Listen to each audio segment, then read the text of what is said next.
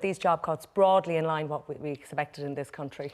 It seems to be that the government, via the Minister for Enterprise, Simon Coveney, when he visited Silicon Valley a few weeks ago, seemed to get an indication that Ireland wasn't going to take the brunt of this. And Google announced that it was going to lay off 6% of its global workforce.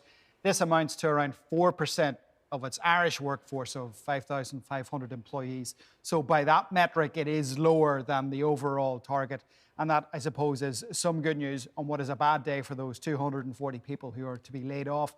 They were informed this morning by Google Ireland that 85 jobs are to be lost in its sales department, 80 jobs in its technology and engineering department, and 75 in support services. The chief executive of Google's parent group, Alphabet, said it was the rapid expansion of headcount over the past year or so, which has ultimately arrived at this sort of situation. And we've heard the same thing from all the big tech companies.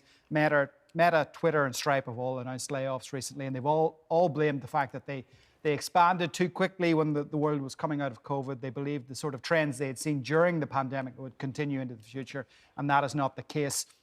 So the government's line is this brings us back roughly to where we were, if not a better situation than we were pre-COVID. So they're not particularly worried about wider implications yet. Separately, Paul, we've new statistics out today to show that wholesale electricity prices have fallen pretty dramatically. Yeah, so this is no surprise. We've been tracking for months now the fall in commodity prices, the fall in wholesale prices, the fact that gas, which is used to generate electricity here, has fallen in cost very, very significantly.